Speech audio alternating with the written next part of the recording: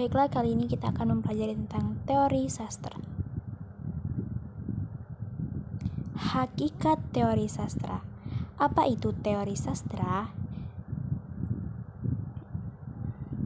Teori berasal dari bahasa Latin, yaitu teoria yang artinya langkah, cara, atau suatu sistem yang harus kita pahami. Sedangkan sastra berasal dari bahasa Sanskerta, yakni susastra, yang artinya tulisan. Secara konseptual, teori sastra adalah suatu sistem ilmiah atau pengetahuan sistematik yang menghubungkan pola pengaturan hubungan antara gejala-gejala yang diamati.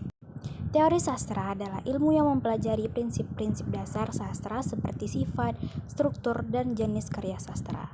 Berikut konsep dalam teori sastra. Yang pertama, fisik karya sastra dan respon masyarakat. Dan untuk menikmati karya sastra, kita harus bisa memahami dan mempelajari apa itu teori sastra. Nah, macam-macam teori sastra. Yang pertama, teori struktural.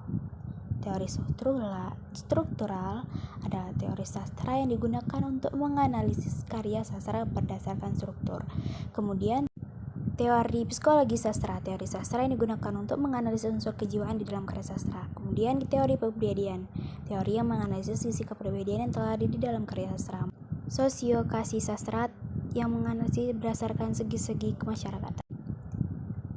Kemudian, teori sastra feminis, cerminan realitas sosial patriarki.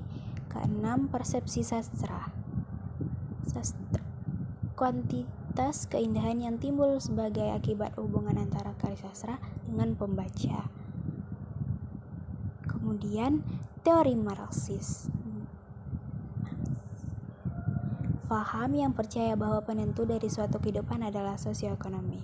Kedelapan, teori sastra postkolonial. Mengkaji karya sastra berkaitan dengan praktik dan imperialisme. 9, teori stiliska. Mengkaji tentang penggunaan gaya bahasa dalam sebuah karya sastra. Kemudian teori semiotik. Mengkaji karya sastra dari sisi tanda-tanda atau lamba-lamba yang ada dalam bahasa karya sastra. Selanjutnya unsur-unsur sastra. Pertama, unsur keindahan, dan kemudian unsur etika.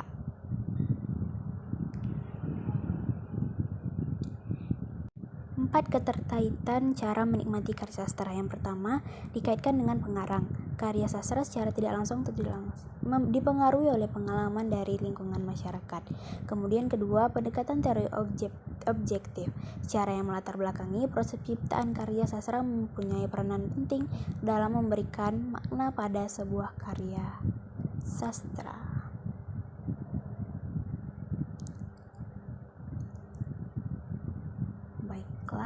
Kita lanjut yang ketiga, pendekatan karya sastra pada masyarakat. Karya sastra yang diciptakan oleh pengarang sudah jelas akan mempresentasikan masyarakat. Keempat, mengaitkan pengarang karya sastra dengan masyarakat. Masyarakat adalah komunitas dari pengarang yang notabene penghasil karya tersebut. Pendekatan karya sastra juga mempertimbangkan dari segi-segi. Baiklah, hanya itu yang dapat saya sampaikan pada materi pertama ini. Terima kasih atas perhatiannya. Wassalamualaikum warahmatullahi wabarakatuh.